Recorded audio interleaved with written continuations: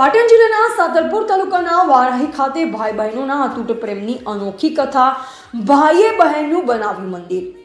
પાટણ જિલ્લાના વારાહી મુકામે ચૈત્ર સુદ પાંચમના પાવન દિવસે ભવ્ય સંતવાણી કાર્યક્રમનું આયોજન કરવામાં આવ્યું હતું। આ કાર્યક્રમ માત્ર ધાર્મિક જ નહીં પરંતુ લાગણી અને વિશ્વાસનો અનોખો પ્રતીક બની રહ્યો। કાર્યક્રમના આયોજક ઉપેન્દ્રપુરી ગોસ્વામીએ જણાવ્યું કે તેમની નાની બહેનનું 34 વર્ષ પહેલા અકાળે અવસાન થયું।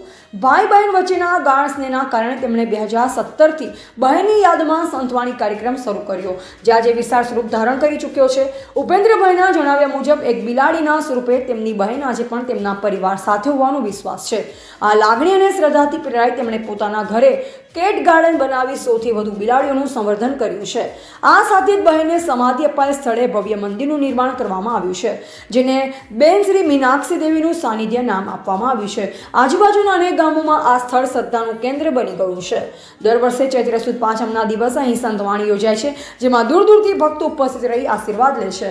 આજે શ્રી મીનાક્ષી બેનના સાનિધ્યમાં જે ભવ્ય સંતવાણી કાર્યક્રમ થયો છે, અમે બંને ભાઈઓ જ્યાં જ્યાં એક ડગલું આગળ કરીએ ત્યાં બેન પહેલેથી જ અમારા સાથે હોય છે। ત્યારે એક સરસ મજાનું સ્લોગન મને યાદ આવે છે કે જેના સ્મરણ માત્રથી જ જો મનને શાંતિ મળતી હોય તો બેનના દર્શનની લીલા કેવી હશે।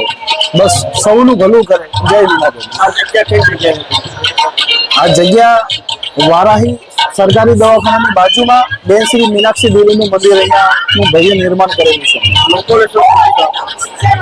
લોકોનો એક સંદેશો એવો આપવા માંગુ છે કે તમારી બેનને હર હંમેશા પ્રેમ કરજો। અમે તો અમારી બેનને સ્વર્ગલોકમાં આમ અંતરના ભાવથી અમે જોઈ રહ્યા છે, પણ જે બેન હયાત છે એ બેનને હંમેશા પ્રેમ કરજો, લાડ કરજો અને બેનની દરેક મનોકામના પૂરી કરજો।